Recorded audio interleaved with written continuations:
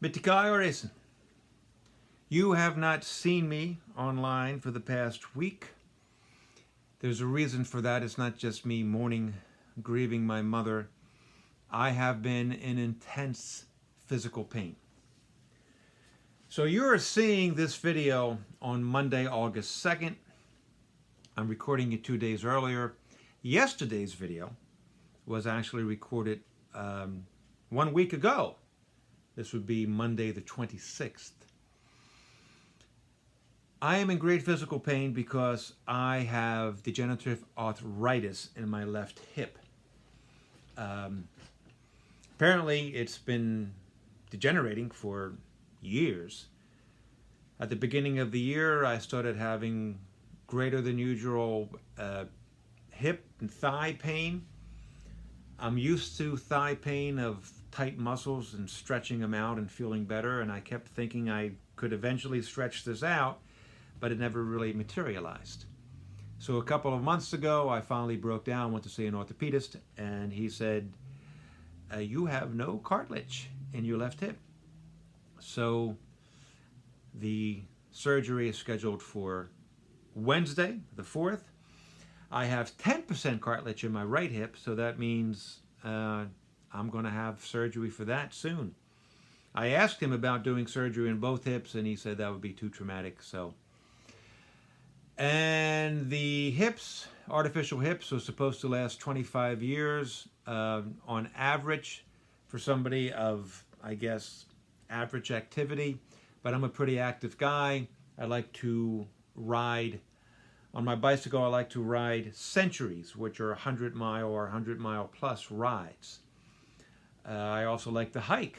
A couple of years ago, I hiked the Grand Canyon rim to rim. That's like 21 miles, and we did it in 19 hours, my son and I, with an elevation change of something like 4,000 feet through the desert in 113-degree weather.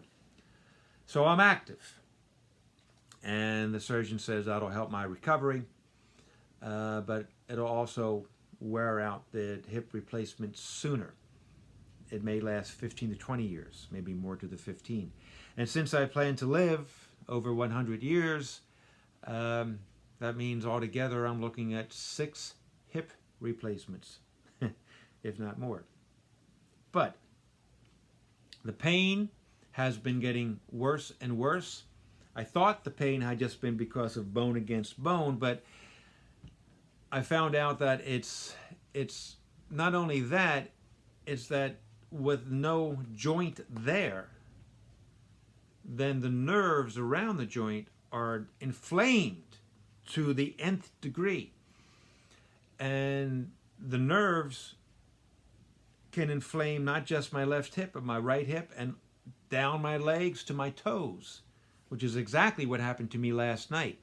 I tried a number of different medications. None of them really worked. Finally, the doctor gave me Tramadol. Tramadol took off a lot of the pain. Monday, Tuesday, Wednesday, I was in such great pain, and Tuesday and Wednesday I took off from work, canceled my clients. But Wednesday night I had this new medication and I'm feeling better. And I was in this fantastic mood on Wednesday night and Thursday. And then Friday, forgive me for being, I don't know, precise, graphic, I wasn't able to pee. Tramadol actually relaxes the muscles in the urethra and in the bowels, and I wasn't able to do what I needed to do. So I tried to go without the Tramadol last night, and I was in tears. And I'm going to admit this because I have always said that my being forthright and absolutely candid with my clients is actually a boon to my therapy. So in a semi-delusional state, I actually prayed for death. I've never done that. That's how bad the pain was. And it's embarrassing for me to admit this, but I'm letting you know. Letting you know that I can empathize. That's one of my clients, actually many of my clients have told me the thing about Mark is, there's been there, done that. He can empathize with anything.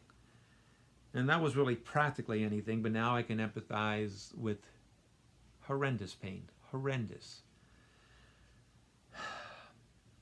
So the surgery is Wednesday. I'm still grieving my mom. And I remain hopeful. I remain faithful. I remain committed to the betterment of not only myself, but of humanity. And it starts with me. Listening to every single person's story. There's one more thing that has been going on with me, which I am going to tell you about in the video tomorrow. But for now, peace, 4 fingers. You be good to yourselves. You hear?